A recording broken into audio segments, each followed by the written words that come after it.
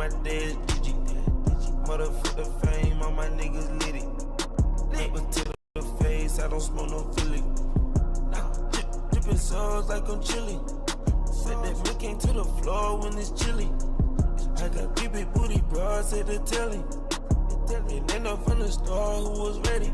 I can't fuck with none of y'all niggas, y'all disgust me. When you with your maggot ass friends, don't discuss me. Effing with a standing clip, I hope don't try to rush me. I hear him saying such and such a nigga ain't gon' touch me. Big body bench, remember I used to be dusty. Now I want my money, all hunters in a rush, please. I was selling weed when they came out with white tee. Now I put a whole half a ticket on my white tee. Whole hood popping other niggas, they don't like me. Made her eat it up, she told her friend he gon' wipe me. All my niggas thoroughbred, on forward cross street. Free all of the bros down the road and on right street.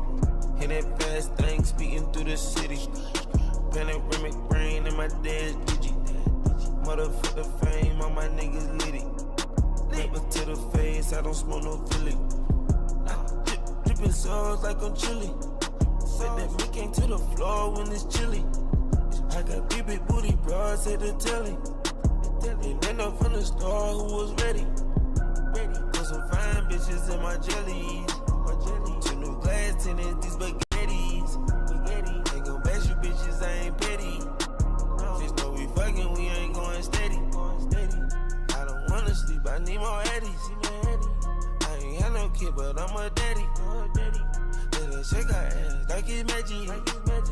20s in my pocket, look like cabbage. Carrots everywhere, I'm a rabbit. Hey, shorty low, what was that name? You was told to go, keep that cannon. I'm a fucking gold, I can't panic. Hit that fast thing, speeding through the city. Panoramic brain in my dad's digi. Motherfucker fame, all my niggas lit it. Never to the face, I don't smoke no Philly. Drippin' sauce like I'm chilly. Set that milk came to the floor when it's chilly. I got big booty bras at the telly. And then up from the store who was ready. Money conversations, check my phone, sway. How about Dolce Gabbana, Chanel? Today, we're going to craft up the TNT two-piece, talk some Dinger Tuesday plays, and can we cash the squad ride? This is Behind the Lines. I feel like we get a Corbin Carroll, Nugenheimer off of something off speed. Can't walk him. Can't get him on the base pass. And think you got to pitch to him. And I don't know if it's going to end well. That guy sucks, Jose Ferrer. Sure, he can throw 100 miles an hour. He has no idea where it's going. Zero clue. You're gassing up Ferrer, dude. Zero clue where it's going. That guy, he might as well be pitching with a blindfold on. And then Ty Jerome, this is where I will gladly take him to be pork. This is his perfect opportunity to shine, and he's been really good at taking these opportunities. So now that he has every single opportunity in the world where he's going to be pretty much the only starter in the lineup for a majority of the game against this Pacers defense, gladly I will get involved. Arrest Zach Campbell. Put him behind steel bars. Get this guy out of here. He is a f***ing loser, a scum, a lowlife who makes people's lives around him significantly worse to benefit his. He's a me guy, the textbook definition of a me guy. What's going on, chat? Happy BTL Tuesday, episode 687 piece. As always, hold the fry, joined by your two hosts, Krabs and Jovan, presented by Bookit Sports. If you are not tracking your bets on Bookit, today could be a great day to start. Start tracking your bets on Bookit today. I promise once you check out that app, you will keep using that puppy, the best bet tracking app out there by far on the App Store or Google Play. Go use promo code BOOKIT and start tracking your bets over there on Bookit. Start tracking the betting splits and start checking out the betting feeds. It's like Twitter, but for sports bettors over there on Bookit Sports. W app, W Bookit. Okay? Jovan, happy Tuesday. We got some work to do today, my man. That we do.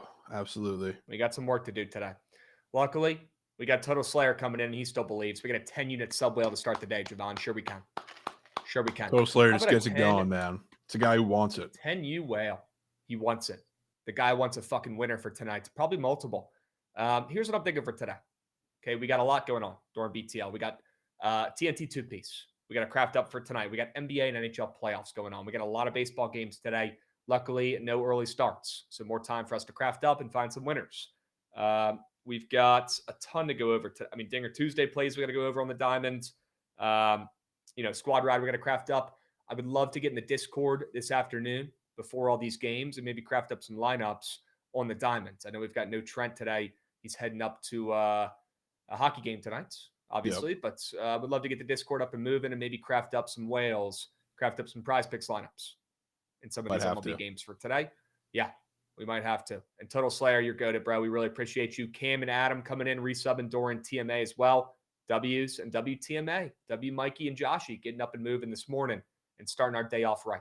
Okay, we got Leonard Russell in the YouTube chat as well, getting that puppy going. Let's go on the treadmill now, running away from yesterday and towards this money today. We move. Yes, sir, Leonard. Cannot have said it better myself. Yep. W's. Yeah, maybe Demons U. Yay, lads. I'm more thinking like, crafting up a lineup in every game. Maybe something like that. I don't really care about Demons or Goblins. I want it to hit. That's kind of where my brain's at right now. Maybe we do a lineup per game. That's a lot of work, though. It's a lot of lineups. That's a lot of lineups. That's a lot of work. It's a lot of coins. Yeah, we'll see. I don't know if I want to pigeonhole ourselves necessarily to doing Demons or Gobs, but we'll talk about that later. Just lineups that are green can be the goal. Just green lineups. W new follows as well on the Twitch here. We are getting close, folks. Less than 100 followers away. Less than 100 followers away on the Twitch from 50K. That's nuts. That's bonkers. So if you're not followed already on the Twitch, it cannot be more free. Drop a follow. Get us to 50K. Maybe you'll be, follower number 50K. Who knows? Could be you. Okay. Yeah. All right. Let's keep moving and grooving. We've also got, let me do a little sub update here. We are getting pretty close to 3K subbies. And once we do, we will announce that BTL 24-hour stream. We're at 2691 right now. We're almost at 27 hundo. That's absurd. Okay, we get to 3K this week. We're dropping the 24-hour date. Okay? W's. Why don't we go ahead and recap? Get these over with. Goots, we'll go ahead and show the squad ride from yesterday. Yeah. I fucking bet. Good try. Legit bet. Goots, you can't talk me off the Orioles and then afterwards come in and say, good try. I don't know if that's allowed. I mean, still a shit squad, but Sugano's good. Yeah, Sugano might be good. Good. 9K's first Sugano 5 starts, and he spawns with 8 against the Yanks. I'm absolutely certain. Cal Gibson back, too. Vibes are getting higher. Okay. Cal Gibson, bam. I'm excited to see what Kyle Gibson's got in the tank today. Certainly. We only hit in 3K if we do a subathon soon because sub gifts are going to start to expire. Okay. All right, Pega. We'll see. We got Exemplify coming in, resubbing as well for 25 months. Holy smokes. 25 piece. Exemplify. W subby. Sounds like the name of a horse for the Kentucky Derby. Exemplify. Also, we got the Derby coming up this weekend. We might need some plays. Goots, I know that's in your wheelhouse. We might need to get some ponies up and moving for the weekends. Kentucky Derby on Saturday, right? Is that this weekend? Yeah, I think that's this Saturday. Yeah, I have my gotta find our mage. I'm just not ready to pull the trigger yet. Okay. Yeah, one I really like. Good. Yep. You want to release that now, or you want to wait? No, I'm not going to give it until I'm fully out. Yeah, put it on your Dub Club. Let him marinate. Sure. Yeah, Dub Club starting this weekend. Okay. We got Moose in the chat. W Moose, who's dropping plenty of subs yesterday as well. Let's get some winners today. Yes. Why not us? Let's get the winners flowing. Let's check out the Sharp report from yesterday. Not enough winners. Not even close.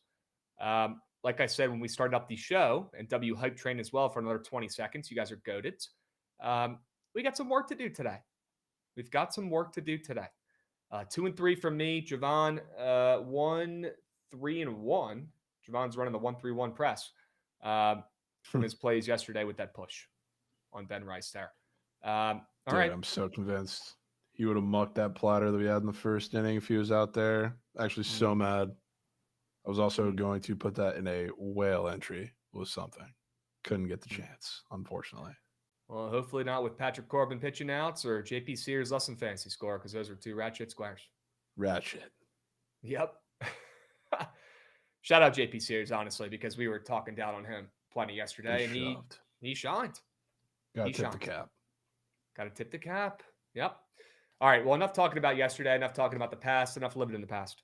Okay, why don't we talk about today? Why don't we dive into some of our winners for today and hop right into the Sharp Report, cut the shit, dive right into it head first and go over some of our favorite plays, favorite winners for today. So we have time to go over the other stuff. Okay, well, I'll get you guys started out with a play very similar to yesterday.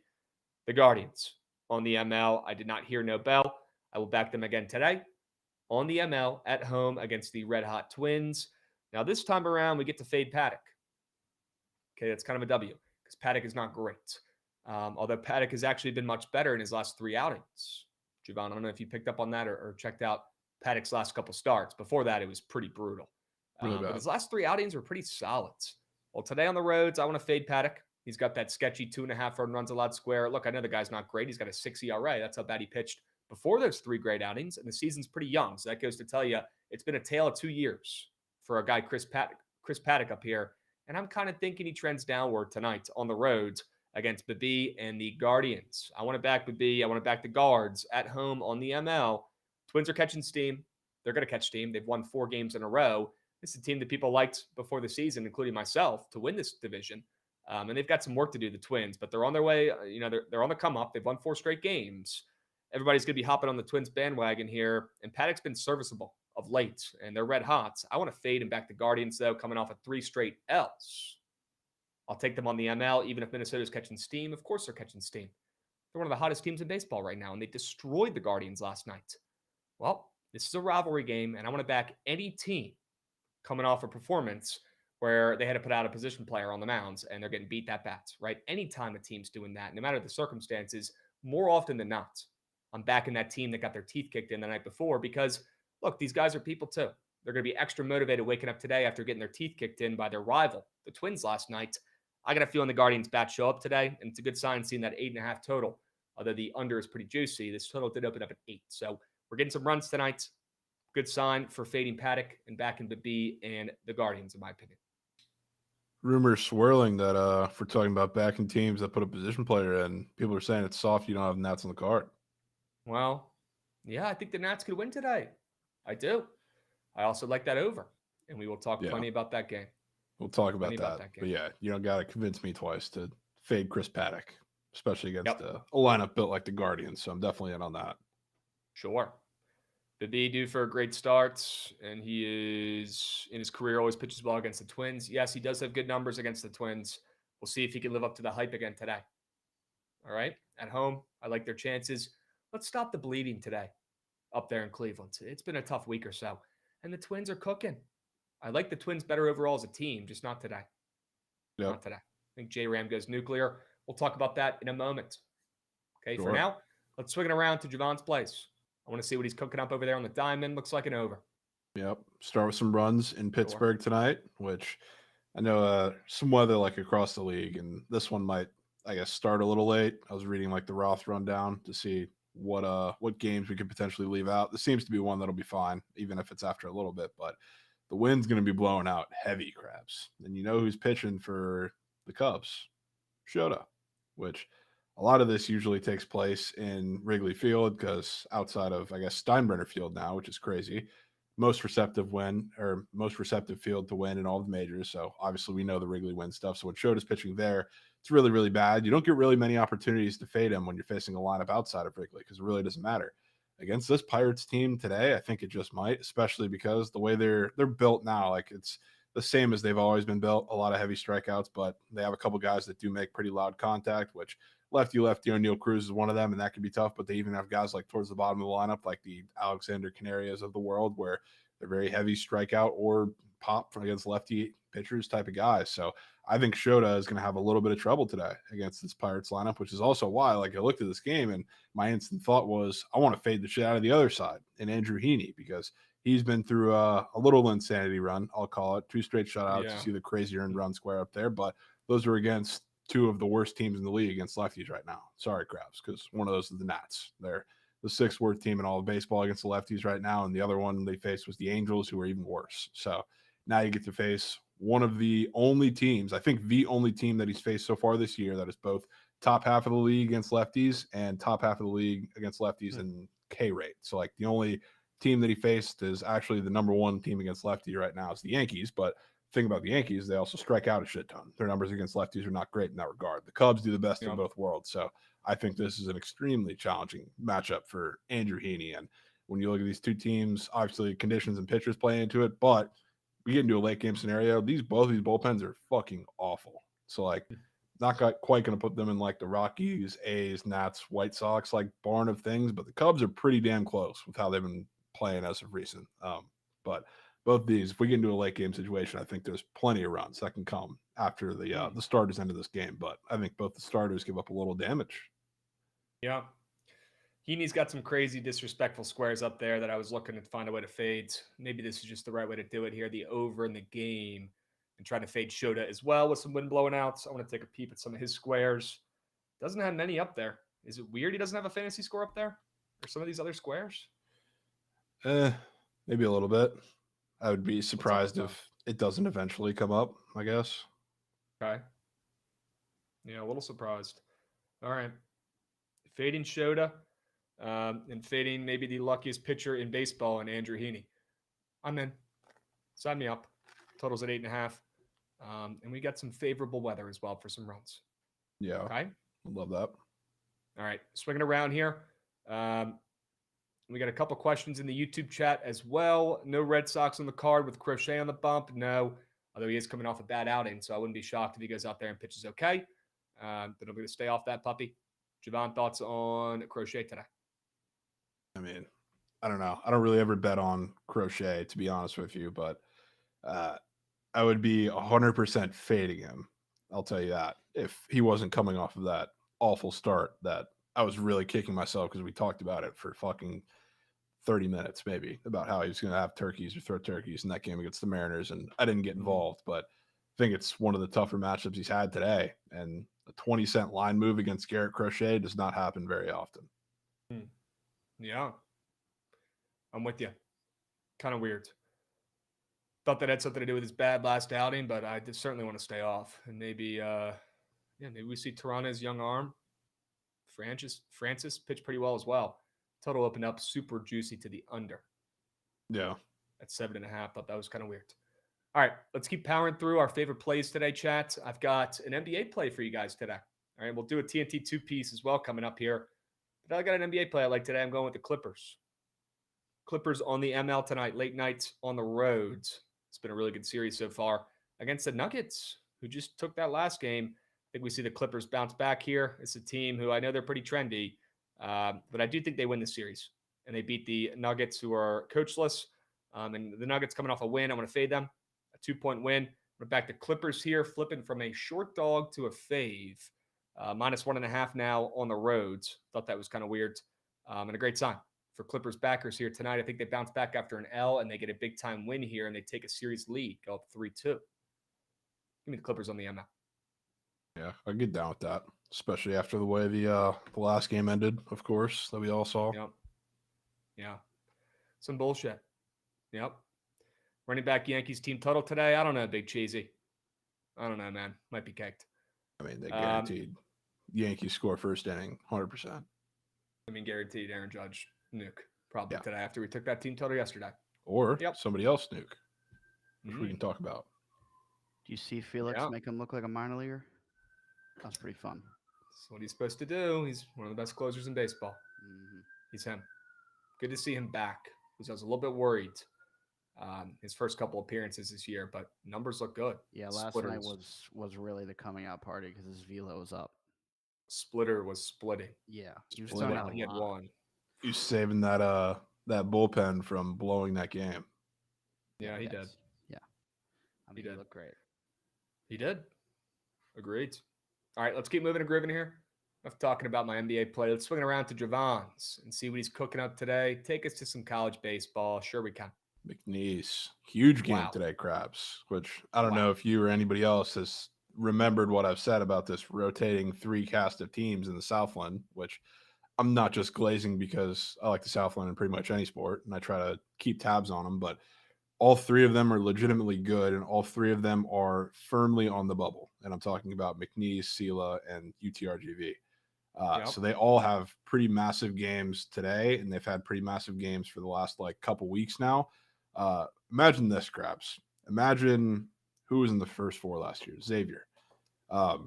Imagine they were down the stretch playing very important games, and just in the middle of their schedule. Well, obviously, baseball and basketball are different, but they play a non D1 team. They play like, I don't know who they play, like that weird Xavier Louisiana team, which I guess is convenient, and they lose. Okay. Imagine the Wow. magnitude of that game, Krabs. Yeah, that'd be bonkers.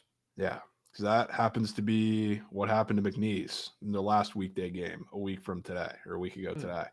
They lost a shocker against Houston Christian, or not Houston Christian, Louisiana Christian, which was easily the most embarrassing loss. And I thought they were in the, I guess, driver's seat in comparison to like all the three of them. Obviously, you got to win their conference, and that puts you in the driver's seat. But as far as an at-large goes, I felt like they had the strongest case out of the three teams, which was it took a massive hit to their resume. So like now they're reaching and scrambling for every massive win to try and get like their RPI back up, their metrics back up, anything that can help them. It was a pretty big death blow to their resume, the fact they lost that game to begin with. But this is an important game because now they get to host a Big 12 team tonight in Houston. Not one that's very good. They're towards the bottom of the league, but this is a kitchen sink game if I've ever seen one for a midweek game for a lot of these teams, not just them, but especially for McNeese tonight. And if you probably haven't noticed because you haven't looked, as you should, but the way McNeese manages these weekday games, especially against bigger opponents, is often like in a kitchen sink form. Like they happened to play Houston a couple weeks ago in a game that went to extras and they ended up winning. They used 10 pitchers. All of them pitched exactly one inning. It's kind of the same format they'll use for all of their weekday games. So they're going to match up pretty tough in this one. And they're going to bring the arm barn, and you're going to see pretty much everybody. I could rattle off a bunch of names that nobody knows or nobody cares about, but you're going to get a full cast of a bullpen game against a team in Houston that's been relatively disappointing in the Big 12. They can swing a little bit. They bring the sticks in the midweek games, but this is one of the tougher matchups against the lesser teams that you'll see. So this is a McNeese game that you just got to have. Okay. Have to have it. Coming off a crazy D2 loss. I mean, I know it's a little bit different with baseball. Some of these D2 squads are pretty solid, but you still can't be dropping games to fucking he's made up schools. It's still a terrible, terrible loss. It was really bad. W comparison as well, trying to equate it in our brains to college basketball. I'd be back in any team in that spot coming off an atrocious, embarrassing loss. Has to be done. Let's back McNeese. Your wagon. Hilarious that it's that squad. On the ML today on the Diamonds. What time does this one start off? Do you know? Normal time, 6 p.m. Central. Cool. Billy's hyping the chat. He loves some college baseball. Yeah, college baseball's goated. There's a lot of like really big midweek games tonight too. Like Sila's, I mean, they're in a big spot too, but they have a little less to lose. They play at LSU tonight, which is going to be fun to see. Sheesh. But there's a lot of teams that got something going. I honestly want to take Sila too, and I probably will at least take their spread. LSU's coming off of like their series of the year win against Tennessee and maybe a little letdown spot. Yep. Harris in the chat said he lives in Louisiana and he's never even heard of Louisiana Christian. Okay. Yeah. Yeah. Like the coach came out and said that was like one of the most embarrassing performances they've ever had as a program, especially the fact that it came on that stage. Cause like now they're literally like listed as the first team out, which is disappointing. It's so weird that they even play a team like that mid-season, but that's probably a combo for another time. Yeah, you do that. A lot of these teams will do that like every single midweek game. They'll have some better ones, but they'll have some lesser ones kind of sprinkled throughout the schedule. Okay. All right. Back in the McNeese wagon on the Diamond tonight. Sure we can. Dubs. All right, swinging around for me, Goots. Got one more straight bet for the peeps. Stick with me on this one. First 5 under in the late night Major League Baseball game tonight. Got college baseball in my mind. Let me get the first 5 under in this Alcantara versus who knows game tonight. Could be a bullpen game for the Dodgers, and that ain't no problem for the Dodgers, who have one of the best bullpens I've ever seen in my entire life. Maybe not statistically yet, but they are absolutely loaded. They are stacked. They are built for bullpen games. They'll be just fine if that's the route they go in tonight. And I'm looking at the game, or I'm looking at last night's game, 7-6. Miami hung around. I wanted to find a way to back Miami in this game and back Sandy in this game, looking at some of his prize pick squares that are pretty crazy looking against the best, greatest roster of all time ever assembled in the Dodgers. Thought that was pretty weird considering Sandy's looked like a shell of himself for the majority of the season. And him having that 2.5 run square up there, him having the fantasy score where it's at on the road against the Dodgers, thought it was all pretty weird. And I wanted to lean into Sandy pitching pretty well. And I trust whoever it is coming out of that bullpen for the Dodgers in the first couple innings here. I would take the full game under. After what we saw in the game yesterday, we saw it over in that game. But I got worried a little bit about Miami's bullpen blowing it. So instead, I'll isolate the first fivers here, and I'll back the first 5 under 4.5. We don't even know who the hell's starting for the Dodgers. I don't care. It doesn't matter. It's going to be a bullpen game probably, and that's just what we want against a Miami team that just scored a bunch of runs yesterday. This is exactly what we want to fade that offense. Give me the first 5 under, get in, get out. Doesn't matter who's pitching. For the Dodgers, this shit's soaring under. Yeah, I'm kind of down for that. Get a little sleepy start to the game after saw some random fireworks yesterday. I guess for the Marlins, Yes, a lot of them came at once, but they hung with them, took them to extras. Certainly down. Yeah, sure. Now we fade the offenses. Back Sandy. See how it goes. Yeah. Jovan, you got one more play here for the peeps, I believe. One more straight bet. Do got one more. While we're talking about backing teams that had position players throw the day before, how about fading a team that got to play against them? Got to hit I think maybe 2 whales off of your guy Ahmed Rosario yesterday in the Mets, and fading David Peterson with the D-backs, who are, I don't want to say in a tailspin right now necessarily, because that's definitely exaggerating it, but not playing great baseball right now. A lot of that has to do with their pitching staff and the fact the bullpen is really gassed, and they've been put in some really tough situations, I guess is the way to say it. But they've been looking a little more human over the past couple weeks now. And that series against the Rays they had in the middle of the week last week, I was baffled at the way they lost a couple of those games. And again, a lot of it circled back to the bullpen. But today they get to face David Peterson, who kind of is in that same boat as like an Andrew Heaney, and he hasn't been quite as dominant, but he's got a 3.29 ERA. He's put up a lot of really good starts. He's kind of the model of consistency, I guess, for that rotation right now, which the rotation's been really solid, and the bullpen's kind of figured it out too for the Mets. But a lot of that, it's kind of weird because like the D-backs, we know them to be really good against lefties. The numbers haven't quite been there so far this season, but they have one of like the weirder combinations of numbers that you'll ever see. Like, kind of a league average team, WRC plus wise, smack dab in the middle of the league.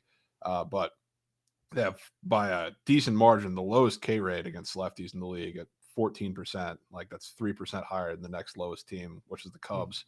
And then they also have a really high walk rate that is 5th highest in the league. So they make it tough on pitchers. They just haven't necessarily found the results just yet. So against a guy in David Peterson tonight, which same relative thing, I don't think as exaggerated as like Cubs Pirates, but there is winds howling out to left field. Shout out Kevin Roth for the report. This is a guy that I think has plenty of opportunity to give up some turkeys tonight against this team that he's been very lucky against lineups like this, and they've been very unlucky against some of these left-handed pitchers. So I think it works out well for them, especially for some of the righties that we can talk about for matching up against David Peterson. And I think he gets touched up really for the first time this season today. It definitely helps that, you know, we have Erod going against this lineup, which not only do I like fading an offense off of scoring damn near 20 runs, it seems like they are quite almost never up for the challenge. Shout out the Reds after scoring 24 and looking like absolutely lost with 14 strikeouts against Max Meyer. But I love when it's against like a veteran pitcher that knows how to manipulate them and use kind of their aggressiveness from the day before against them, which is what Erod is. And frankly, he was also a little unlucky. Had a solid start against the Rays, and it all fell apart because defense wasn't great. And then he got some runs like charged to him from the bullpen. So it was a little better of a start than I guess the numbers indicated for him. But going with the Snakes. Yeah, I love the play. And I love fading teams coming off of 20-run performances against my Nats, especially. Super down. It's back Arizona today at plus chicken on the road. Yep. And they got back on track in that last game. Before that, they were on pretty bad cold streak. So let's hope they keep building on that momentum. Get another W tonight on the road and fade the Mets after that big-time win. I'm in. Love the play. Okay? Let's see some prize pick squares. Let's get to some squares here. New category just dropped, folks. We got a new category up on the diamonds. We've got no, it's not an Earthy. It's actually a first inning walks. It's a crazy square, Krabs. It is. Yeah, we've got Paddock and Bibi up there for half a first inning walk allowed. combo. Okay, so it's kind of like taking, I don't know, like a Nerfy, but for walks. We just got to root for a lot of strikes, right? We'll see how it goes. Taking the less than half a first inning walks. Thought it was kind of weird that it was up with these two pitchers who've been struggling a pretty decent amount this season so far, although Paddock's been much better of late. Both guys have not been great so far this year, and they both got weird walk squares up on the board. I didn't just randomly click on the square.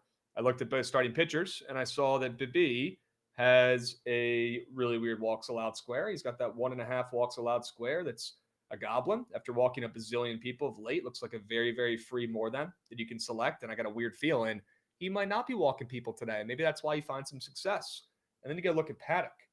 Paddock has a normal 1.5 walks allowed square that looks like a pretty free more than as well after he walked 4 guys against the White Sox in his last start, and a pretty greened out chart as well. If you look at that recent history, I want to fade that angle and take him to not walk people today either. So I'll take the nasty less than half walk allowed in the first inning.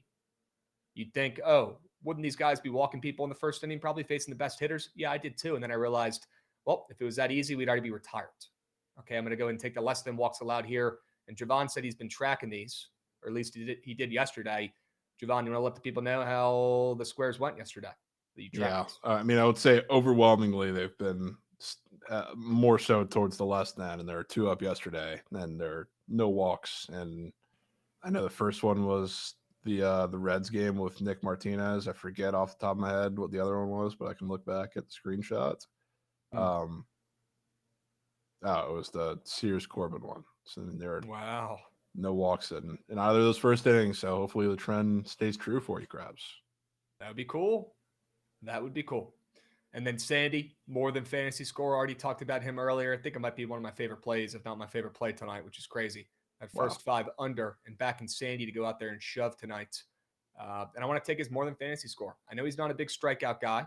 He's a pitch to contact guy, but he's got a high strikeout square up there today. And he's facing a Dodgers team that, if you could point out one weakness they've had so far this season, it's been striking out, especially of late. So I think Sandy goes out there. He probably hits his more than strikeouts.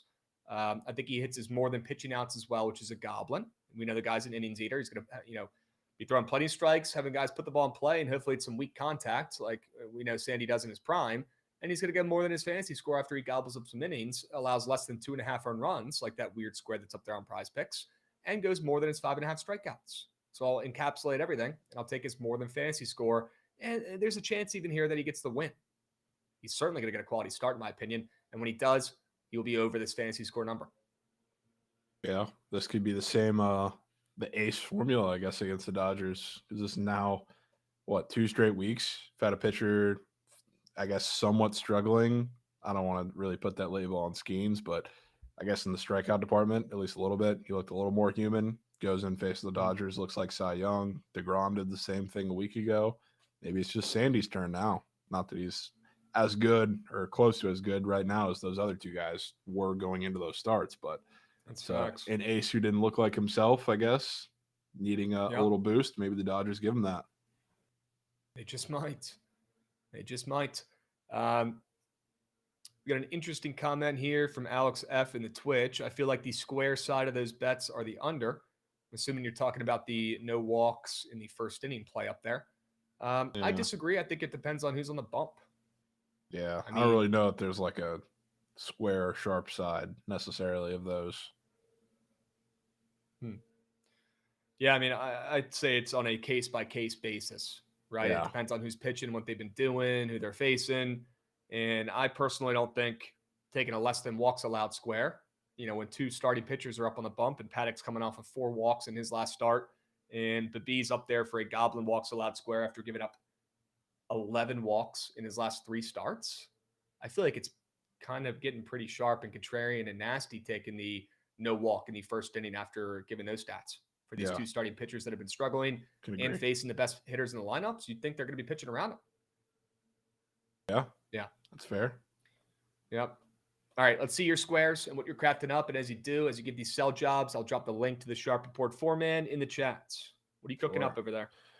Wanted to back Bryce Miller today, the guy that's been struggling incredibly so far this year, which, while you're talking about the walks, I mean, that's been a massive issue for him so far this year. I mean, he's got 14 walks and 5 starts. He's had multiple in every single start. Just had 4 against the Red Sox, and what was a pretty tough matchup for him, albeit this is not the even close to the same type one going tonight, which a lot of his problems, a lot of the reasons why that matchup against the Red Sox was so tough is because Bryce Miller still, just like a lot of these pitchers in the Mariners rotation, struggle against lefties.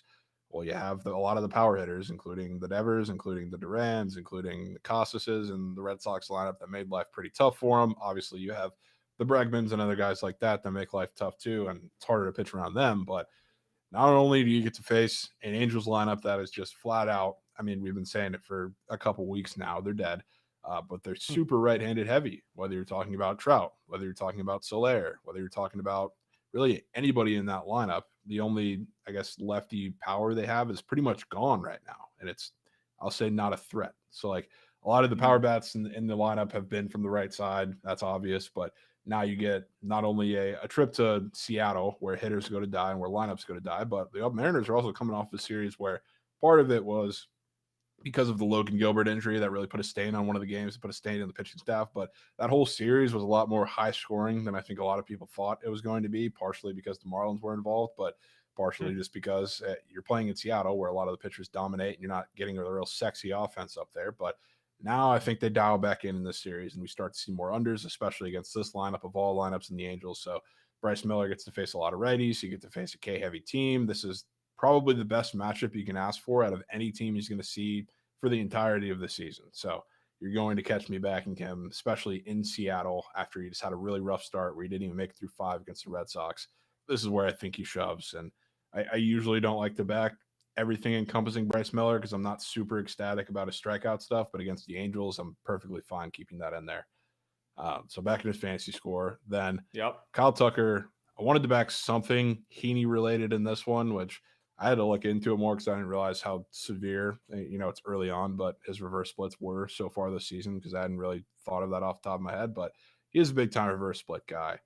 So Kyle Tucker, I think certainly, especially with this matchup against Heaney, where he throws a shit ton of fastballs to both sides of the plate, but especially to the right-handed side, which are going to be the guys that he sees after Kyle Tucker, if he needs to be driven in, I think this is the perfect spot for him to get involved. And frankly, I thought looking at all of these numbers, there were a couple ones that kind of stood out, I guess. Kyle Tucker is a GOAT, so like he's always going to be at the top. Seemed a little juicier than I would have thought in this game. Same goes for Seiya Suzuki, who, again, is going to be behind him, but in all likelihood, I think if Seiya cashes, it's probably going to be because he hits one 450 to left field. So that'll be great. And I think Kyle Tucker is set up right in the middle of this entirety of the lineup to be in the run scoring, movement tonight, which we're actually hopefully asking for 9 runs. And I think the Cubs are going to be pretty involved in this game. So MVP Kyle Tucker, make your case. Love the plays. Bryce Miller is going to go out there and absolutely shove today. And Kyle Tucker, who's been a little bit cold. I mean, I guess for him, he's had 2 not great games. Great time to buy low. I'm looking at the run square. It's, not super square. Backing him to score today. He hasn't been scoring a ton of late. So I'm in. Sign me up. And I think Kyle Tucker goes nuclear today. He gets back on track, having a legacy season. He's, 1 for his last 15. Yeah. That's cold as ice. Dog meat in that series against the Phillies, like really bad. Yeah. But he also had some pretty tough matchups. Well, let's hope he can get on base today. That's all we need. Get on base. They'll bring you home. Yeah. Like runs in that game as well. Could be a good find. And hey, the fact that he's 1 for his last 15 is probably the only reason why that run square is even up there on the board. So probably. Let's buy low. Let's buy low. Okay.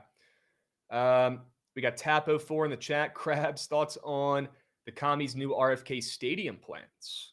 Huge Commies fan here in DFW. Brutal with all these delusional Cowboys fans. Sure we can, Tap. Stay strong down there. Stay strong, my man. I will say this. I mean, look, if it works out, if those, all those pictures, all those iterations of, the crazy looking stadium with the glass ceilings, if all that comes true, I mean, my God, that's going to be incredible. That's going to be unbelievable. I need to still see it, and I still think it's a little bit further away than people are making it seem, because I saw plenty of DC politicians tweeting out yesterday, all making it about themselves, pretty much saying, I'm going to vote this down, and we're going to put that money to parks and bullshit around the city in DC. And then I realized that they can literally pay off that $1 billion investment that they're asking for from the city with 2 events, the NFL draft and a Super Bowl. Within the first 2 years of building that stadium, they crunched the numbers and they said those 2 events total will generate $1.2 billion in revenue. And that will completely cover all the city's expenses in their, $1 billion they're throwing to the new stadium. I don't get it. I feel like these politicians are just making it about themselves, but we will see how it plays out. I will say, I think it's a little bit further away than they made it seem yesterday. They still got to get it passed by these senators in DC, apparently. So we'll see. I'm happy to see a city that's willing to get it done, Krabs. Could never be Tampa. Literally could never be Tampa. It's unbelievable. Yeah. They're moving in the right direction. That's for sure. But I don't think it's as done deal as they made it seem yesterday. I think they're trying to convince people it's a done deal and make these politicians just end up voting for it. Kind of like when the Wizards owner randomly said they were going to move to Arlington and had this whole big day, and then all of a sudden it comes out in DC that they're not passing off on it. I hope it doesn't play out the same. Okay. And shout out Sean Taylor's little brother who got signed by the Commanders, and he's going to get a shot from Rice. Saw that. I initially saw a tweet about the Eagles inviting him to camp, but then I saw the Commanders picked him up and they're giving him a shot. So such a W, no matter how it works out or not. Great move by the Commanders. Goes to show you the ownership, they've got their shit on lock these days. That's something they would never do back in the day. W's. Okay. The link to the Sharp Report 4-man has been dropped. I'll drop it again in the chat. Jovan, I got a feeling we're smacking that puppy today. Yeah. I got a good feeling about it today. Okay, I already locked it in. Let's cash that puppy. All right, little Sharp Report 4-man. The link is in the Twitch chat if you guys want to tail. Okay? Dubs. We got a lot to go over still today. Why don't we hop in and do a little Dinger Tuesday talk? All right, let's stick on the I know we were just talking football, but let's segue back to a little baseball talk here, and let's do some Dinger Tuesday talk. Okay? Jovan, I like the over in the Nats game. I think the Nats have a chance to maybe pull out the win. I mean, they're catching 25 cents of steam on the road against one of the better teams in baseball, the Phillies, so they certainly look sharp. And they got Mackenzie Gore on the bump, which whenever they do, they have a chance to win a ball game, in my opinion. Now, they do have some wind blowing out today, and typically Mackenzie Gore is due for one bad pitch or two. He's done a good job eliminating those this season so far, but we've seen it at times, him leaving some turkeys over the middle of the plate and teams taking advantage of it. Would not be shocked if today we see Alec Bohm, who's just been useless. Oh, my God. For the last season, pretty much, right? The beginning of this season and, the majority of the second half of last year, the guy's been stinking it up. But there's some hope for Alec Bohm. He's been turning it around the last week or so. If you guys have seen his at-bats, not just his stats, they look pretty good. They look much better. He looks much better at the dish. I will say, as an Alec Bohm hater, even I got to admit, when he's looking better at the dish, and he has over the last couple games or so. Jovan, I think he hits his first nuke of the season today against my guy, Mackenzie Gore. Talk about a win-win now. I will happily be wrong, and I hope he doesn't, to be honest with you. But if he does, I'm going to make some coins on it. And I do think he has a really good matchup against a lefty today. And he's seen Mackenzie Gore a good amount already in both their younger careers. He's seen him over 20 times. He's got a home run off him in his career already. And he's hitting close to 300 against him. So seeing a lefty with some wind blowing out to center field could be the difference for Alec Bohm today. And I think he hits his first home run of the season. I hate to say it for all my Nats fans in the chats, but his odds were crazy short, considering he hasn't hit one all season. He's got the same odds as my guy James Wood to hit a home run tonight in this game. So that might, show you, or at least help you understand how ridiculous, those odds are for Alec Bohm. It might not look that ridiculous at plus 500, but considering he hasn't hit a nuke all season, pretty weird. Pretty weird. Yeah, that is certainly pretty weird, Krabs. Yep. Man. What about Mr. Ben Rice? Yeah. Really, again, upset that wasn't able to drop Trow on his matchup yesterday, but I don't think his matchup today is that much different. The strikeout stuff, I guess, definitely has a higher ceiling, or at least should have on paper when you look at the guys, I guess, before last start. But what do you know? Like, Sagano had double the Ks that he got on the season last night alone. So maybe it's not that different, but you're going to face the Kyle Gibson debut today, which is going to be absolutely fantastic. Great weather there too, like a lot of these games. But Kyle Gibson against lefties throughout his career, he's been pretty much sinker cutter, a lot more focused on getting that cutter inside to lefties. The reason he's given up as much hard contact as he has towards the end of his career is because cutter ain't cutting. It's staying over the middle of the plate, especially against these lefties. Ben Rice has demolished that pitch mix so far this year. This is like the same, I guess, pitch mix that I've taken him against a lot of righties. It's just also included, a little higher of a, or lower, I guess, of a floor strikeout stuff. But Kyle Gibson, first game back, I'm not all that concerned about, especially when I think the matchup is this good. Plus, when the Yankees splooge, I guess we found out so many times betting on them, they splooge early, and it happens to be one of a couple of guys. Sometimes it's Ben Rice, sometimes it's your guy Judge, but comes early. And I think when Ben Rice, after a day off of a series he frankly didn't look that good in, which is why they gave him the day off, which is part of the reason why I wanted to back him. And it's kind of first AB's back after that. I think this is where he shows back up, and you see the one hit the Utah streak. Yeah, I wouldn't be shocked. And after we had the team total over in the squad ride yesterday, he probably will hit a grand slam. Put them on the board early. Tomorrow. Yep. Might lead off game with the nuke if he's there. Yeah, it'd be tough for a grand slam then, but certainly get it a nuke. Would not be shocked. Might have some, weather positively impacting some runs as well in that game, along with the rest of the league, right? A lot of hitter-friendly environments tonight on the Diamonds, correct? I've seen a lot of wind blowing out, right? A lot of chances for some runs here. Some W more thans on Prize Picks as well, chats. We might have to find some hitters that we like. Okay? Yeah, gonna need to. All right. Well, I got another hitter I like here up on the board in J-Ram. Jose Ramirez, plus 425. Some of the shorter odds in this game to hit a nuke. I think he hits one off of Chris Paddock at a game where I'm expecting some of the most runs of the day today. Hoping they come from Cleveland's bats, mainly. And I think it's J-Ram who's getting some line respect again today to go, yeah. I think he hits one. He's been pretty dialed in this season. I think he hits one off of Paddock here, a guy he's seen plenty. And I think he puts his team up on the board early. I wouldn't be shocked if this is a first-inning nuke either against one of the worst starting pitchers in baseball, who's coming off of 3 pretty solid starts. I really want to fade him. He cannot keep getting away with it. Let's back the best hitter in this Guardians lineup to go up there and hit a nuke against Paddock. Sure. I'm certainly down for some J-Ram Krabs. Feels like anytime I feel decently good and I'm with you on the Guardians, it has to be because I'm kind of in love with J-Ram.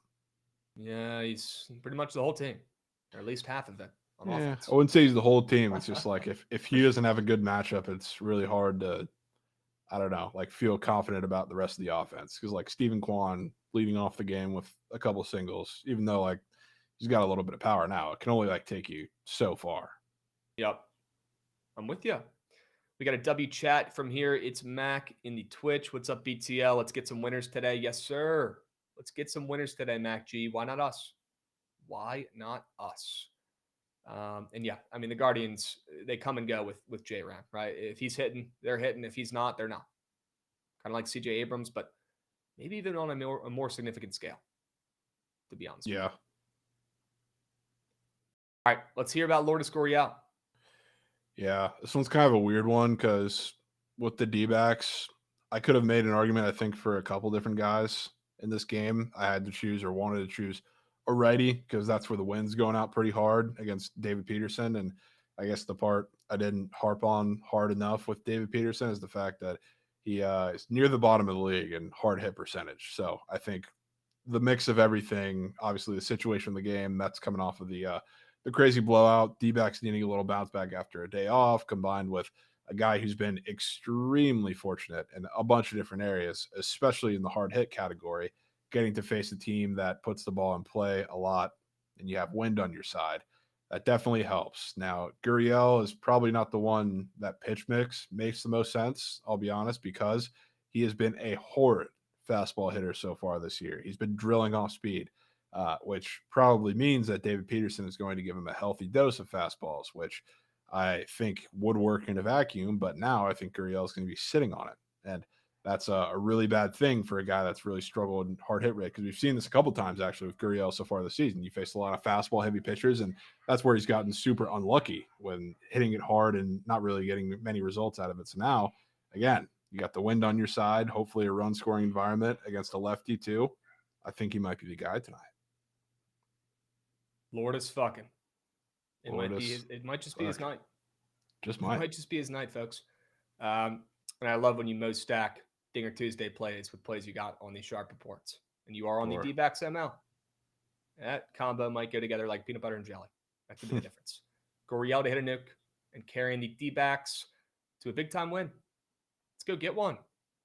Wow, calling our shots on day 7 today. Wow, good for him. Wow, he's on day 7. He's a good dude. I'm rooting for him. Yeah. I honestly want to see him do it. We all do. I mean, come on. It's been 3 years. Maybe get 3 years. It's the only thing he does.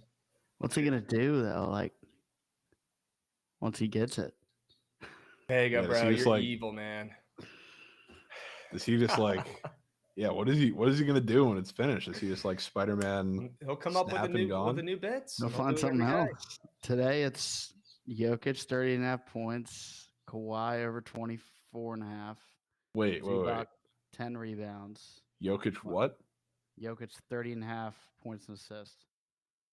And then Kawhi 24.5 points and rebounds. Zubac 10 points. Murray over 24.5 PRA. And then Cade PRA 28.5. I'm wishing him the best of luck. Yeah, best of luck. 4. Sure. Jay Thorpe, he's a good dude. He means well. And he puts out all his plays for free. You could just pay to get him earlier. I like him, and I'm rooting for him. I hope he figures it out, and I hope he hits that shit today and takes it to day 8. I do. Yeah. I do. Be more good people in the industry, you know? Yeah, he's a good dude. All right. Yeah, let's finish up these Dinger Tuesday plays. We got Kyle Higashioka, a name you probably were not expecting to hear or see on the Dinger Tuesday slate here, guys. But he's looking pretty good at the dish of late. I mean, Bruce Bochy has talked about it. He's pretty happy with his hitters. His hitting catchers here so far this season. He's talked about it. It's making his life a lot harder, deciding who to put behind the dish. And after Higgy, got involved offensively last night, hit a ball off the wall. I like what I'm seeing out of him today, and he should be in the lineup again today, right? There's a chance that he might not be, but he should be. And if he is, I'm pretty sure he's hitting a nuke because he hasn't hit many this season. He's only hit one so far, Jovan, but he's, seeing the ball pretty well right now. He hit a ball off the wall yesterday. He got pretty close, and he's leading the game in home run odds. That might be the weirdest part of this whole bit. He has the shortest odds in this game to go yards, which was a huge red flag to me, considering the guy, what is he, Barry Bonds? What is he, James Wood? No. He's actually Kyle Higashioka, and he only has 1 home run so far this season. So that one stuck out to me like a sore thumb. I think it's Kyle Higashioka to hit a Nukenheimer tonight and help the Rangers maybe get a win after they blew it last night for us. Who knows? I'm not willing to put coins on that, but DeGrom is pitching today, so they certainly have a chance. And for everybody's sake, I hope they do. Let's get a fucking shutout going tonight on that side, right? But let's get some runs going. Snuck James Wood in there, Krabs. Yep, impressive. Not many could do it. Not many could do it. Most wish they could. Unreal. Yes. Need less Sean Perry's in the industry. Yes, Geek. This I knew I liked you, man. You just get it. You get it. Plain and simple. W Geek.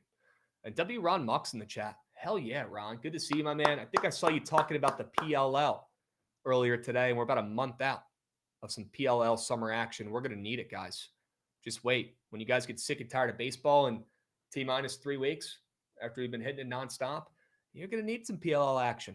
Okay? You're going to want it. So you're going to want to bet on it. Let's go, Ron. Sure we can. Ron. Someone tagged Trent on calling our cake. I mean, you knew it was coming, Pega. Yeah. You knew it was coming. You knew it was coming. All right. Line Shopper is geeking at calling our shots plays today. Jokic triple-double, or maybe he's just talking about his own plays he likes. Jokic triple-double, Devers hog, Matthews goal, and Tatum 30 ball. Okay. Good luck out there, Line Shopper. All right. And yeah, Richie, tired of baseball?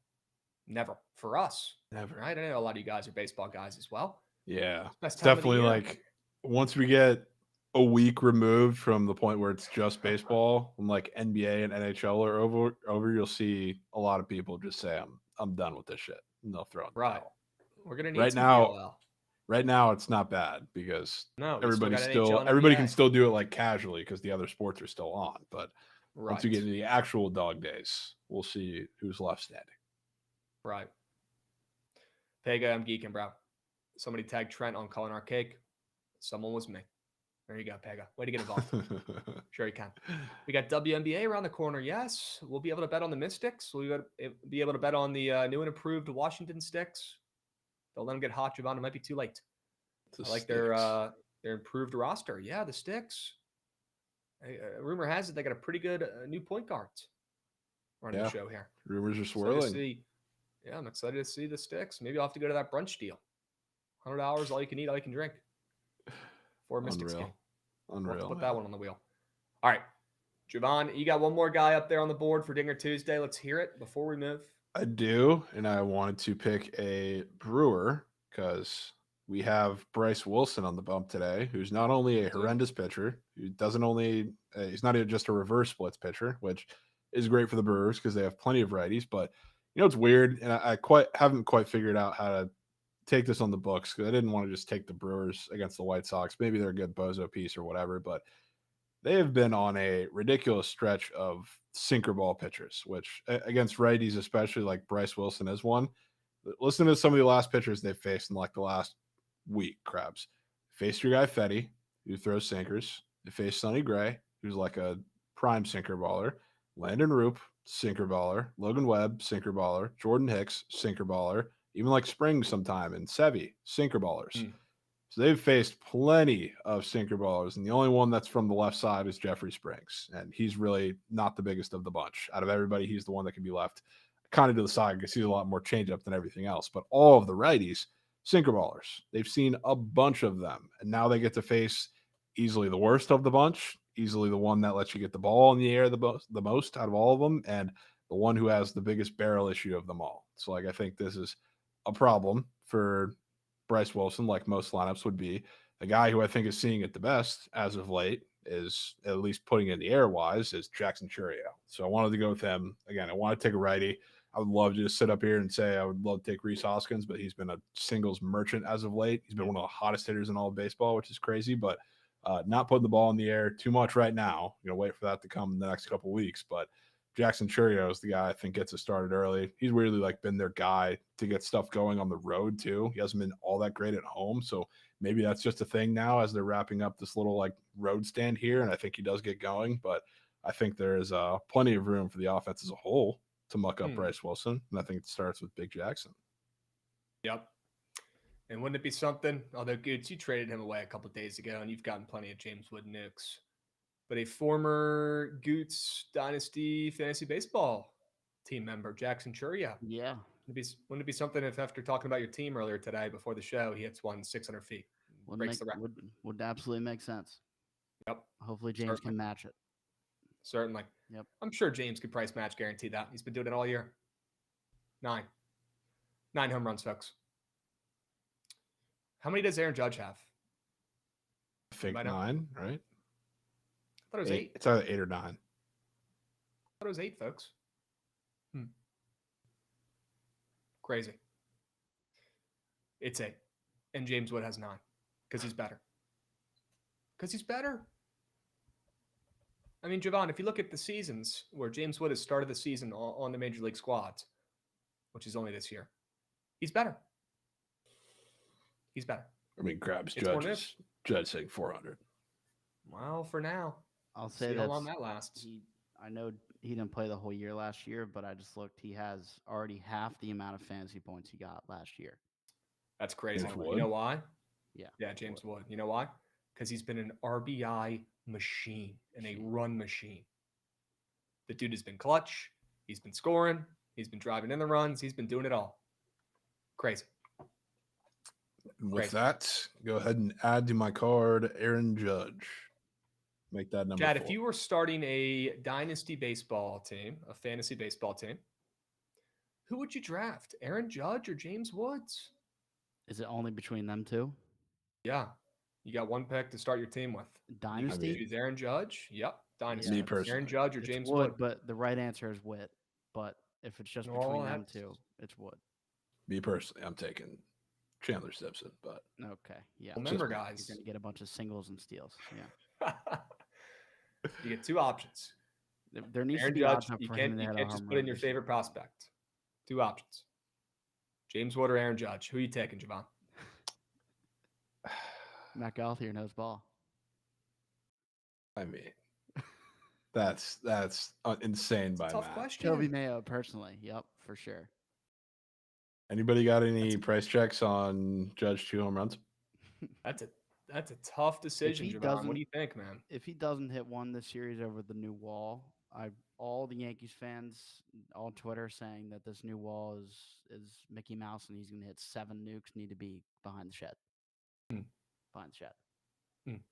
I'm just making Javon want to take it more. Yeah, I'm starting to regret not having Judge up here right now. Yeah, you minus still haven't 150. answered though. Who are you taking? James Wood or Aaron Judge to start out your dynasty team? I mean, to start out a dynasty, I'm taking James Wood just because. All right, we Judge... can move on. Here we go. Let's go ahead and get to the TNT Tuesday segment. We don't have time to talk about James Wood anymore, folks, or Aaron Judge, or who's better or who's not. But you heard it from Javon's mouth. He'd rather have James Wood, and I would too. We can go ahead and move on from that segment. W Dinger Tuesday plays. You can find those on the Bookit BTL X account later this afternoon. W's. 9's more than 8. And we can move on. Dude. Javon, it's TNT Tuesday day. Congratulations, we made it. I'm excited to talk about these two games. I actually like a couple plays in these two games. We were talking about it a little bit before the show. Yeah, a little bit. I think I'm coming around to the Pistons with you today. I think you were saying you were talking about taking the Pistons today after they got screwed. I mean, I wasn't like doing it for any legitimate reason. I was just saying, I mean, the basketball gods got to give the Pistons something after that. So that was unbelievable. That was one of the more like probably the most blatant non-foul call I think I've seen to decide a game in almost any level of basketball recently. Right. So do we think this team keels over and dies and gives up the big 2025 millennial way? Or do they dig their heels in and say, fuck it, that game's over. Let's move on. Let's look on to tonight. We could beat this Knicks team. They're not that good. They're overrated. So we can beat them. We've done it already. Let's do it again and keep our season alive. What do you think? I mean, they're definitely not going to fold. It's not really how the Pistons are built. Right. Kate Cunningham's reminds me of watching my Nats a little bit. They're very blue-collar squads. Some hard workers on that team. Yeah. I kind of want to take them. So I'm leaning Detroit as a side there. And I wouldn't be surprised if we get an over in this game. After last game's, snooze fest, 93-94. Total was at 216.5, soared under. Now we're getting a total around that same number, 214.5. Actually moved up a point from 213.5. So wouldn't be surprised if we've got, a pretty close game here and a high-scoring game. Maybe we could take a peep at some of the squares. Sure. For this game. Nats just got throttled Krabs, no heart that game. You're right, Big Cheesy, but they did split a series with the best team in baseball record-wise. And I'll take that. That's a win to me. Splitting with the best team in baseball? That's a win. Jovan, any angles or squares you have top of mind already before I start throwing some guys at you?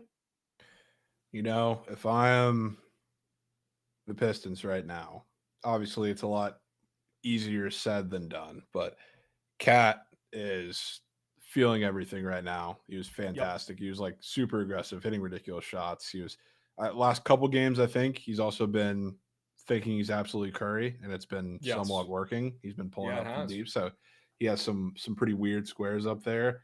I'm going to push up a little harder on him, I would think, if I'm them, and I'm also going to make life incredibly tough on Brunson and make, I guess, the refs make a call that they didn't call the entirety of last game. So the first place my head goes is the guy that I feel like follows this pattern, and I guess the chart would kind of agree, where he either explodes or does nothing every other game.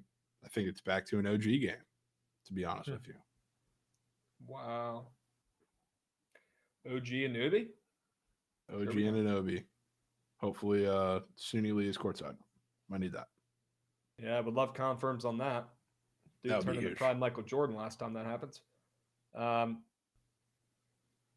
and I was kind of hoping you were just going to sack up and say Cat less than points. But I like where your head's at here, and I'm willing to explore this. Check it out. He's at 16 points. I'm talking about OG Anunoby. Yeah, he's getting bumped up a little bit. It's was probably not at that even number at some point, right? Probably got Well, bumped I don't around. I don't know whether it opened 14.5 or 15.5, but I can tell you when I woke up this morning and was looking at the board, I was staring at 15 flat. So I don't know Right. again where that started, but it's up from there, obviously, either way. Yeah. He's actually at 16.5 now on the Wow. books. He might just be cooking up so high that prize picks can't even keep up. Hmm. Right? W perfect rotation. Certainly makes me like him even more today. All right, OG Anubi, would you take his points if you were going to back him today, or? Yeah. Okay. All right. We'll keep that one back pocket.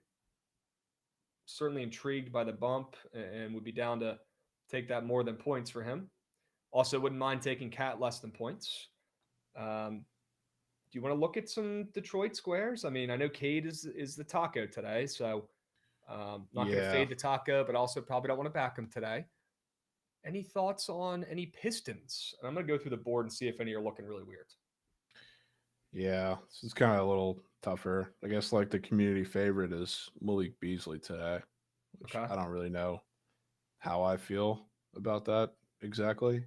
I mean, you'd think some of the shooters got to come to play, and he has been the greatest throughout this whole series. I think he's had 5,000 opportunities to actually make a difference, and he's been kind of steady at his consistent line of production. So maybe this is the day that he goes off and does something more. Just don't know that I can go to the grave with that, but the fact that Kate's taco definitely gives you a little more confidence, I guess, on that angle. Yeah, it certainly does. He's also got Cade's got a weird 3 square up there Ooh. that I kind of like the more than for, and it is minus 125. But I don't know. I don't know if I want to back Cade to score points, considering he's a taco. Right? Yeah, probably don't want to. But he's got a pretty weird 1.5 3-point square, and he's got a pretty weird, as soon as I find it again, 3 points attempted square. 5 3-pointers attempted. Hasn't attempted more than that all series. Pretty fucking reds. Looks to me like Cade's going to be jacking some threes today. Krabs, I might have found maybe the funniest square in the history of the game. What do you got? You want to guess who's up for 1.5 free throws today?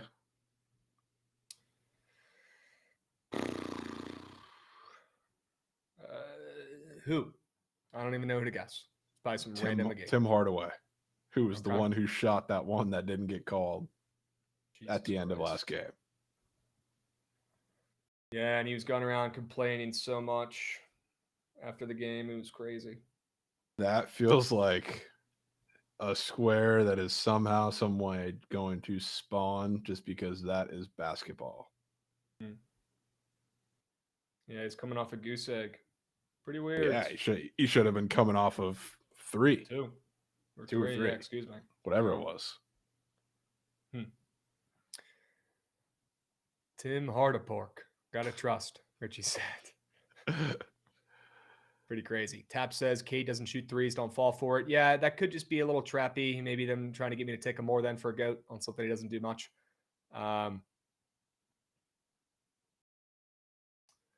Shit, dude.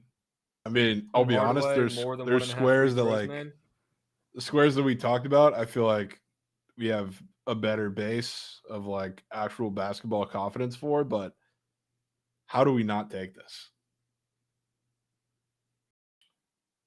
Yeah, I mean, I'm down to take it.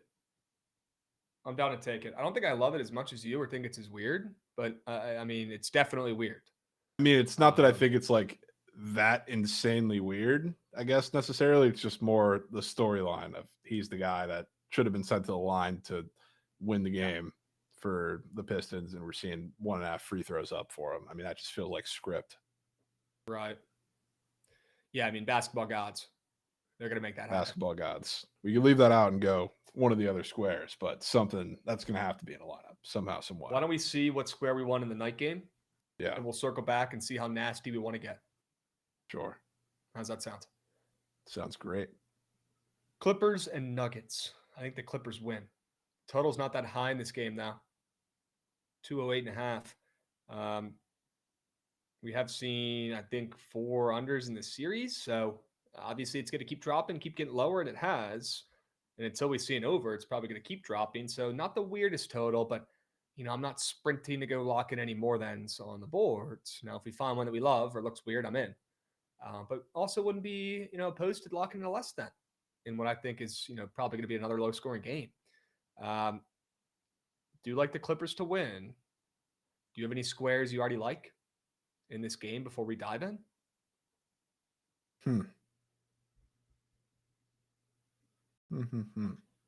I don't know that I have any off the top of my head. I haven't looked at this game all that much.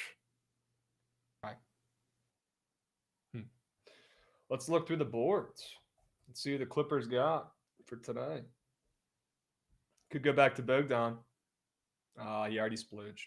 Son of a gun. Yeah, he hit his 3 last game, unfortunately. Son of a gun. Unbelievable. Yep. I hope he does not score ever again in his NBA career. They got Derek Jones up there for 5.5 points. Airplane mode. The GOAT. Mm-hmm. What else they got? I love when the board moves around every time you scroll. Dude, that's what I'm staring at the board, and it keeps moving, and it keeps, moving off the page of the squares. It's pissing me off. Yep. Could fade Zubox tonight, although that probably doesn't really correlate with my Clippers play. Yeah, I don't know if that necessarily does. Not really in a rush to do it. Just has a green square. James Harden's been pretty fucking good. He's got a 9.5 assist square, and there it goes. Gone. He's got a 9.5 assist square, though he's coming off 11. Wow. 7.5 3-pointers attempted. He's been jacking. Now he's up for 21 points. That looks to me like it might be getting bumped around if it's at that, even number. I'm curious to see what he's at on the books for his points. Looks like he's minus 125 to his over 20.5 points on the books. So he's up for 21 on Prize Picks. They're getting ahead of it a little bit. Right.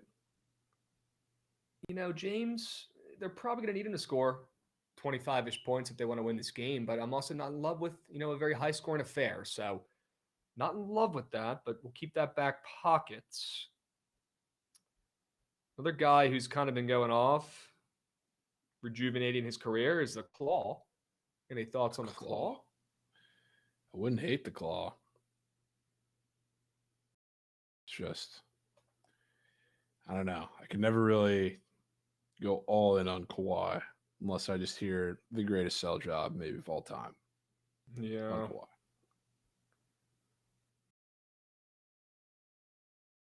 Take him to not dunk after coming off of 3 dunks. That'd be crazy. Dunks. Maybe that's the one we take in a meme John with Hardaway free throws. Chris Dunn's got a bunch of squares up. Jeez. There's a lot going on here. There's a lot going on. I'll tell you what initially went to my head the second I guess peeped at this game for a second. We got the most aggressive scoring game that we've had for Jokic in quite some time. And part of it was just because of how the Clippers were playing on him. Like they were just playing a zone, and I guess he was just torching Zubac. I mean, I would assume there's some adjustment made on that, especially being that he absolutely grubbed. So after the highest scoring game of the series for Jokic and the lowest assist output game, kind of makes me want to flip the script right back to it, whether it's under points or over assists. Let's go look at some of those squares. I really like the angle of, crowds like the Clippers picking one between the Claw and Harden. I know you want to fade someone, crowds, but someone's got to do it. Someone's got to score some points. I'm kind of blown that Kawhi's points is that fucking high, man. That's a lot of points in a game. I like the under, and that's the one thing holding me back from squaring up and going with one of those two goats. Now, one of those two guys is going over their point number, if not maybe both. And the game could still go under, but it's not going to be easy for that to happen. We also got a sub bank coming in here from Z Brownlee, resubbing for 9 months. Let's go, Z Brownlee. W's, my man.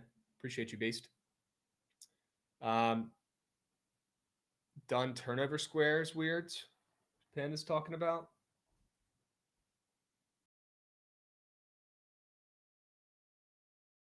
I mean, yeah, pretty Reds.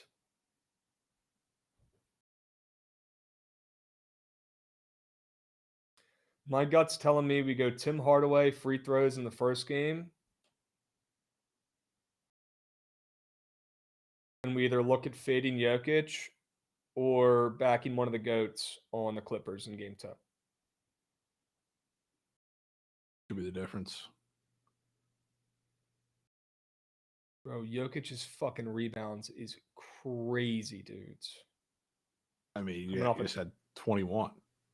21 piece. That is nuts. Crazy.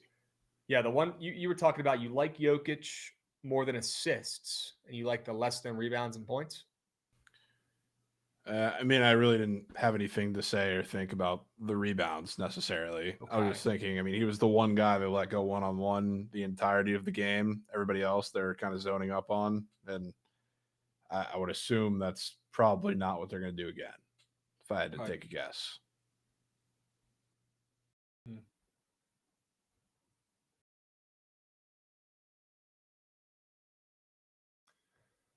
Would you rather go Jokic less than points? Or would you rather go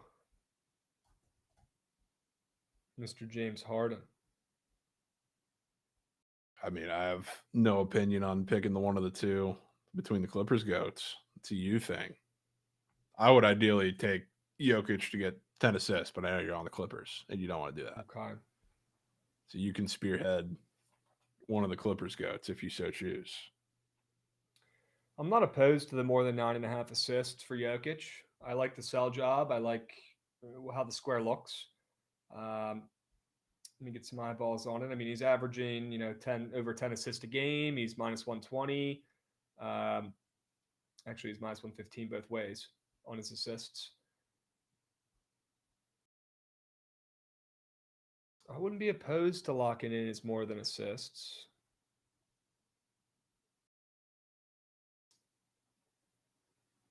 It's only coming off an 8-piece. Wish there were some nastier looking squares in the second game. I'm not gonna lie to you. Yeah, there's not too much nasty in that game. I didn't look at a lot of role players on the Nuggets. Maybe I'll give that one more glance here. Sure, take a quick peep. Or else we might be logging in Jokic more than assists. Sure.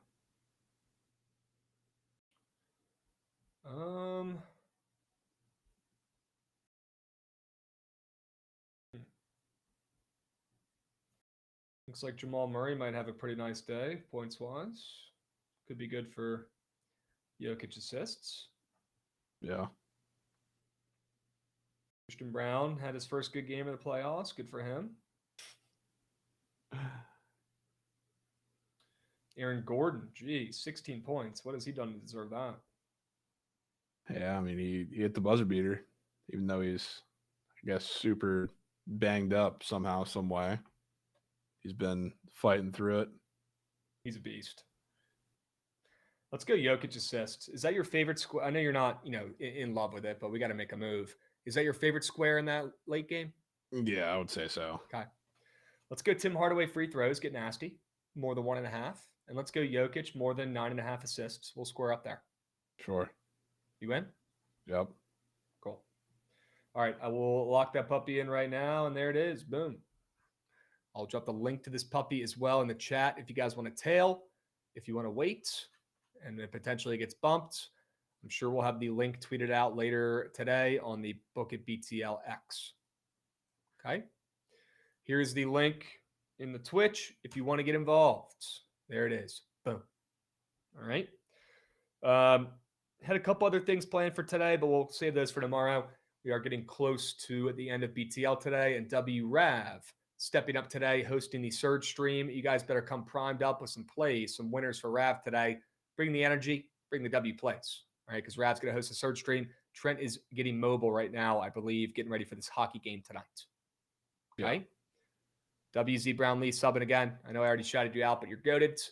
Can we get a quick ice report here from Jovan? The chat needs it. Spend a couple seconds talking about each game. If you have any plays or angles you like, I'm sure Goots will get the Pickett Pro up and moving. But let the people know if you like anything at all in these 4 games on the ice today. I really don't. That's just why I've kind of let it squeak. Shout out Bookie Robber for a 5 Wow. gifted. Go, Bookie Robber. But yeah, I've just kind of let it squeak. I'm not really dying to get involved with any of the angles. The one thing that I guess looked kind of odd to me is the fact that the entire world seems to be, as expected, with them being back at home, the home team they are, on the Kings today. And the line has moved the opposite way by quite a bit, which you don't see very often in Kings games because of how fantastic they've been at home. I mean, the line moved their way pretty heavy against like public money the first couple home games they had in the series. So now they're back at home and the line's starting to steam towards the Oilers, which is really weird. But I guess out of my big favorite out of the 3 of them there are, I think the Sens Leaf series is over. The only, I guess, thing holding me back from that is quite literally the fact that Trent's there. Not even joking. I was just about to say, how is it not sent with Leafs opportunity to close the series out with Trent? I would 100% have them in a bozo pack if Trent wasn't there. Yeah. Yep. WProps.cash. Sending Trent up there to the game up there in Toronto. Let's fucking go, dude. Yeah. Sure we can. All right. W ice coverage there. I know you're not in love with the slate. That's okay. Anything else you wanted to talk about in the NBA tonight? There's 4 games going on over there as well. I know I talked about the Clippers. I'm on them. I lean the Pistons. I might add them to the card as well. Going to dive into that a little bit more this afternoon. Anything in the Bucks or Magic game, Jovan? Nah, I really got nothing. Everything in me wanted to get gross and take the Bucks with no Dame when everybody thinks they're dead, but couldn't even get myself to do it, even though it's probably the right play. Yep. Chat's asking for the TNT 2-piece. I'll drop the link again in the Twitch chat. There it is. Bada bing, bada boom. All right. W's. Chat, I don't want to run over today. Why don't we go ahead and get the squad right up and moving? Goots, if you don't mind. Run that shit. I'm trying to see that train.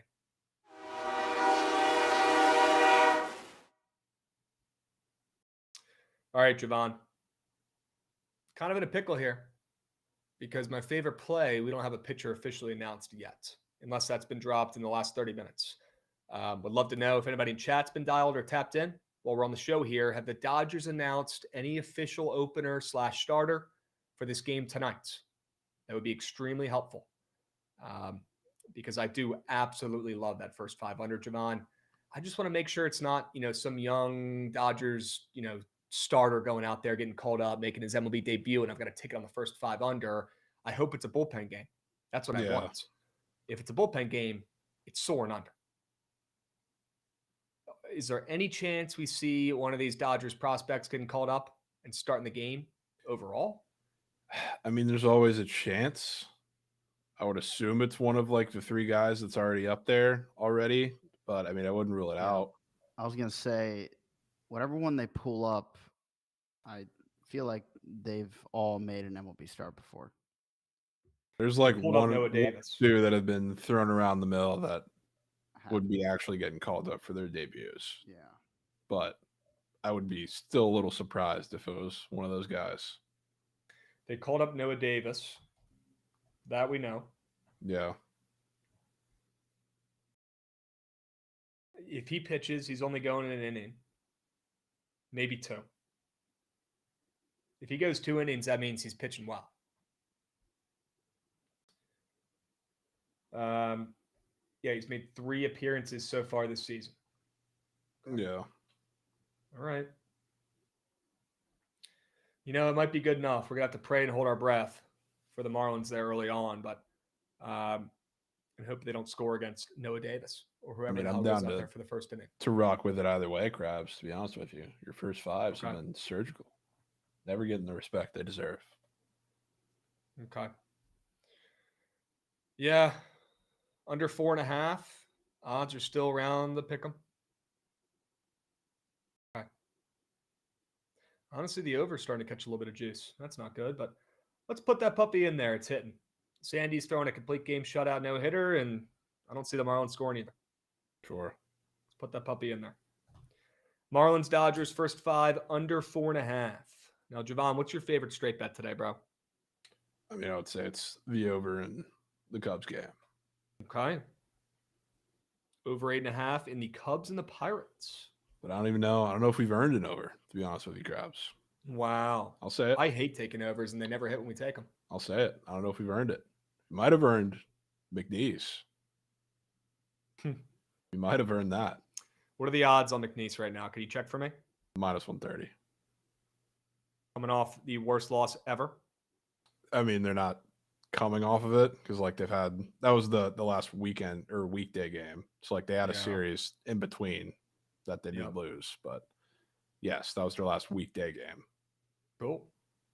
Let's get McNeese involved. You said it starts up tonight around 7 Eastern?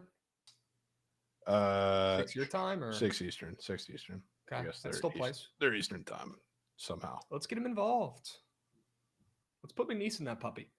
We got McNeese. We got the Marlins Dodgers first 5 under.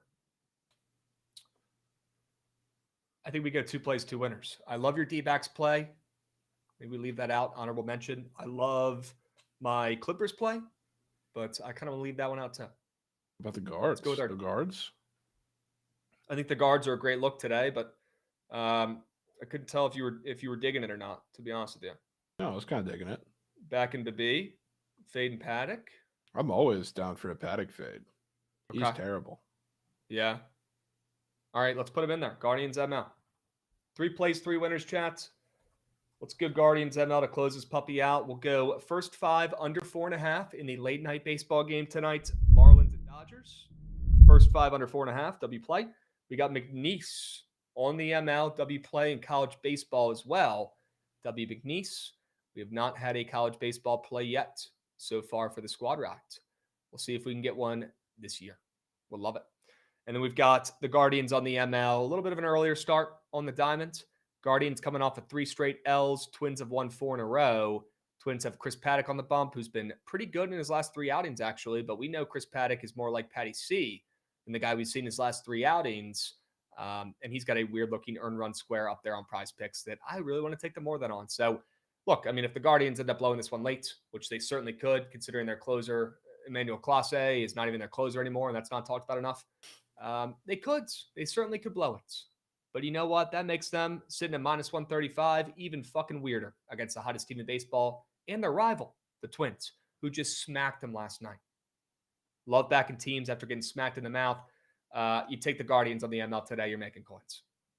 3 plays, 3 winners. Guardians ML, McNeese ML, which I was certainly expecting to get some more votes. And then that Nats, always thinking about the Nats. Marlins Dodgers, first 5 under that you guys are scared of, because I think that's my fault for scaring you guys off talking about the pitcher for the Dodgers. That's on me. Get those votes in. Hurry up. Go, go, go. You get about 20 seconds left, and we've got the surge stream starting up right after this, gents. Stick around. Please pitch Rav a winner. Please. Okay? Need that. W Subbies on the stream today. W Bookie Robber, you're him. W Total Slayer, you guys are him. You're coming in here every day giving out subbies. It does not go unnoticed. And it looks like it's going to be the Guardians on the ML. Wow. The play that squeaked in there last ends up winning the chat's vote there, Jovan. Gabbas. Okay. The Gabba Guards. Back them on the ML. Let's hope we don't see Emmanuel Clase at all. And if we don't, we should be in business. We don't even want to see him out there. Yeah, I mean, now he's not even the high leverage guy, which is great for you. Yeah, no, it's actually insane. But we don't even want to see him because that guy stinks. All right. Fair. Guardians ML, W Squad Ride, WBTL today. Appreciate you guys getting involved. Do me a favor, stick around, stay here for the surge stream starting up right now, and we'll catch you guys tomorrow, same time, same place.